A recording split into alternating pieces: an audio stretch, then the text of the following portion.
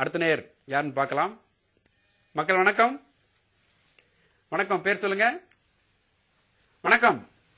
வணக்கம் சார். வணக்கம், பேர் சொல்லுங்க சார். மதுரையில இருந்து பெரோஸ் கான் பேசுறேன். நீங்க பேசுறது எனக்கு சத்தம் கம்மியா கேக்குது. சத்தம் நான் பேசுறது கம்மியா கேக்குதா?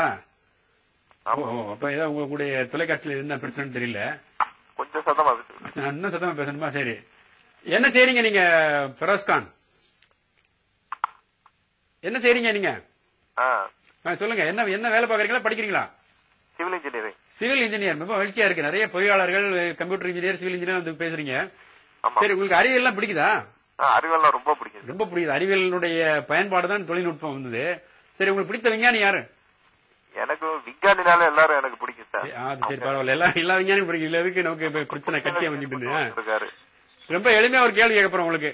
கடல் நீரை குடிநீராக மாற்றும் முறையினுடைய பேர் என்ன? அந்த என்ன தத்துவத்தின் அடிப்படையில் அது மாற்றப்படுகிறது? கடல் நீர் குடிநீராக மாற்றப்படக்கூடிய தத்துவம் என்ன?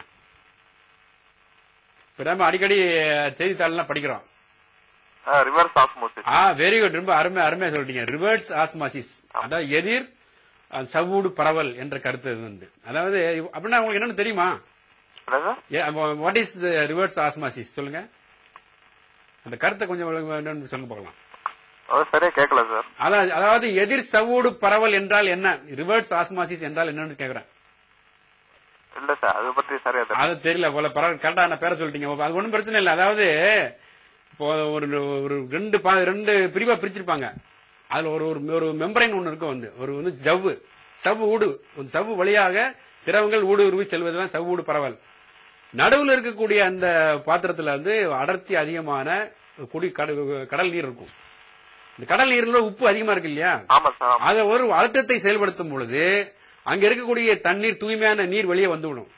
அந்த சவ்வை பித்துக்கிட்டு வெளியே வரதுல அது ஊடுருவி வெளியே வரும். உள்ள இருக்கக்கூடிய அந்த உப்பு அங்கேயே தங்கிவிடும். அப்ப வெளியே வரக்கூடிய தண்ணீர் நமக்கு சுத்தமான தூய்மையான நீரா இருக்கும். இதுதான் எதிர் சவ்வூடு பரவல் முறை. இது கடல் நீரை குடிநீராக மாற்றக்கூடிய முறையினுடைய பயன்படுகிறது. பரவாயில்ல, நல்லா கரெக்டா சொல்லிருக்கீங்க. சோதனை செய்யலாமா? இங்க பாருங்க, உங்களுக்கு அருமையான அடுத்த ஒரு சோதனை செய்ய போறேன். இது பாருங்க, உங்களுக்கு இது பக்கத்தில் வச்சுக்கலாம். என்ன செய்யறேன், ஒரு தண்ணீர் வைக்கக்கூடிய பாத்திரம் இருக்கா இல்லையா? பாக்குறீங்களா? இருக்கு. ரைட். இங்க பாருங்க, மொத்தத்துல ஒரு 3 கட்டை வச்சிருக்கிறேன். இருக்கா? இந்த கட்டையை இந்த தண்ணியில போட போறேன். கொஞ்சம் மேல வரைக்கும் வர்ற மாதிரி தண்ணி போட்டுக்கலாம். இருக்கு. ஒவ்வொரு கட்டையில மிதக்க விடுங்க. மிதக்குதா? அடுத்த கட்டையை போடுங்க.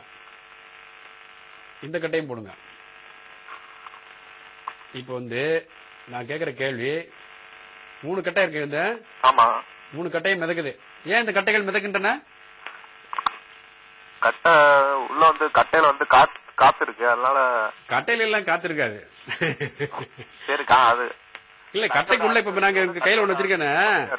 ஆமா, அதுக்கு கட்டைக்குள்ள எல்லாம் காத்து இருக்காது. கட்டை ஏன் மிதக்கிறது என்றால் என்ன காரணம்? இந்த பாருங்க, எங்க கையில ஒரு கட்டை வச்சிருக்கிறேன். இந்த கட்டையை போட்டீங்க அப்படின்னா இது மூலமா மிதக்குமா? எங்க பாருங்க, இந்த கட்டை போடுறேன். இது கருப்பா இருக்கு பாத்தீங்களா? அந்த கட்டை மூழ்கிடுச்சு. உள்ள கிடக்கு பாருங்க. அது இங்க இருக்கு. அதாவது எல்லா கட்டைகளும் மிதக்கும் அப்படின்னு சொல்ல முடியாது. சில கட்டைகள் தான் மிதக்குது, சில கட்டைகள் மூழ்கின்றன. அதனால இப்ப இந்த மூழ்கிற கட்டைக்கு காரணம் என்னன்னா, கட்டை அந்த மரக்கட்டையினுடைய அடர்த்தி தண்ணீரினுடைய அடர்த்தியை விட அதிகம். அதனால உள்ள போயிடுச்சு. ஆனா இங்க 3 கட்டைகள் மிதக்கிறது, அதற்கு காரணம் தண்ணீரை விட அவற்றினுடைய அடர்த்தி குறைவா இருந்தாலும் 3 அடர்த்தியும் ஒரே அளவுல இல்ல. இப்போ இந்த 3 கட்டைகளில் எந்த கட்டையினுடைய அடர்த்தி மிக மிக குறைவுன்னு சொல்லுங்க. கேள்வி புரிஞ்சுச்சா உங்களுக்கு? மிதக்கின்ற கட்டைகளில் 3 கட்டைகளில் எந்த கட்டையினுடைய அடர்த்தி மிக குறைவு? இணைப்பில் இருக்கீங்களா? இருக்காரு, சொல்லுங்க. பேசவே இல்லையா அவரு? சொல்லுங்க. அதாவது கேள்வி புரியுதா உங்களுக்கு? அதாவது நான் பாருங்க, இங்க ஒரு கட்டாயம் இருக்கு, இங்க ஒன்னு இருக்கு, இங்க ஒன்று இருக்கு. சொல்லுங்க.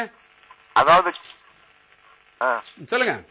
அதாவது நான் இப்ப கேட்டுறேன் பாருங்களேன். இப்ப இங்க 1 2 3 கட்டை இருக்கு. இருக்கா?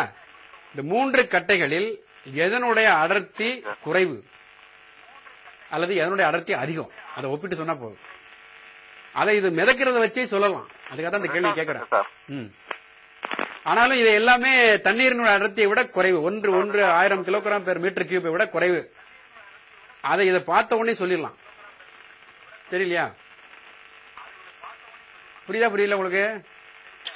அதான் சார் ரெண்டாவது கட்டம் வந்து புரியுது சார், புரியுது சார். கேள்வி புரிஞ்சுச்சா உங்களுக்கு? புரிஞ்சுது, ரைட். இப்போ நீங்க சொல்லுங்க, இந்த கட்டம் இதுவா? இதா ரெண்டாவது கட்ட கம்மியா இருக்கு.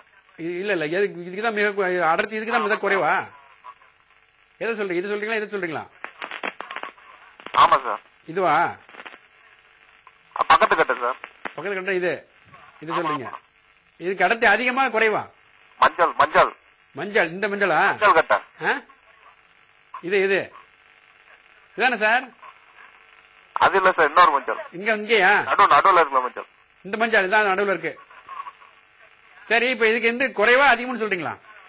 ஆமா ஆமா. இல்ல, இதனுடைய அடர்த்தி மிக குறைவா மிக அதிகமா? அதான் கேள்வி. சொல்லுங்க. அடர்த்தி குறைவு சார். மிக குறைவு தான் சரியான விடை. ரொம்ப அருமையா சொல்லிட்டீங்க. அதாவது 3 கட்டைகள் மிதக்குது இல்லையா? எப்படி சொன்னீங்க? சொல்லுங்க. விடை கரெக்ட். விடை சரியான விடை. ஆனா எப்படின்னு சொல்லுங்க. ஒரு சொல்லுங்க. அடர்த்தி குறைஞ்சதுனால சரியா முங்காம இருந்துச்சு, அதனால. இல்ல, அது அடர்த்தி குறைவுனால எல்லாமே மிதக்கதான் செய்யுது. அதுக்கு என்ன காரணம், எப்படி கண்டுபிடிக்கணும்னா நான் விளக்கமா சொல்றேன் பாருங்க. அதாவது இந்த கட்டை வந்து பாத்தீங்கன்னா, இந்த கட்டை வந்து மேலும் இங்க வரைக்கும் மூழ்குது. 90% மூழ்கிருச்சு இந்த கட்டை. இத பாத்தீங்கன்னா 60% தான் மூழ்கி இருக்கு. இங்க இருக்கு பாருங்க. இங்க வரைக்கும் தண்ணி பாதி அளவுக்கு இங்கதான் இருக்கு. எந்த அளவுக்கு மூழ்கி இருக்கிறதோ அதுதான் அதனுடைய அடர்த்தியினுடைய அளவீடு. பாதி மூழ்கி இருந்தா அதனுடைய அடர்த்தி தண்ணீர் இல்ல பாதின்னு அர்த்தம். 3/4 மூழ்கி இருந்தால் அதனுடைய அடர்த்தி தண்ணீரை போன்று ஒரு 750 கிலோகிராம் பெர் மீட்டர் கியூப். அதை வைத்து தான் நம்ம சொல்லணும். முழுமையா இப்ப பனிக்கட்டி பாத்தீங்கல்ல, இப்ப பனிக்கட்டியை வந்து தண்ணியில போட்டீங்கன்னா 90% மூழ்கிறோம், 10% மேல இருக்கும். அப்ப அதனுடைய அடர்த்தி 0.9 அல்லது 900 கிலோகிராம் பெர் மீட்டர் கியூப் சொல்லிடலாம். இதுதான் இதை வந்து அடர்த்தி கண்டுபிடிக்கக்கூடிய முறை. இதுல 3 கட்டையில எல்லா கட்டையிலையும் போட்டு நீங்க அழகா கண்டுபிடிச்சிடலாம். இது ஆர்க்கிமிடிஸினுடைய மிதத்தல் தத்துவத்தின் அடிப்படையிலே செயல்படக்கூடிய சோதனை. உங்களுக்கான புத்தகம் பரிசாக வந்து கொண்டிருக்கிறது.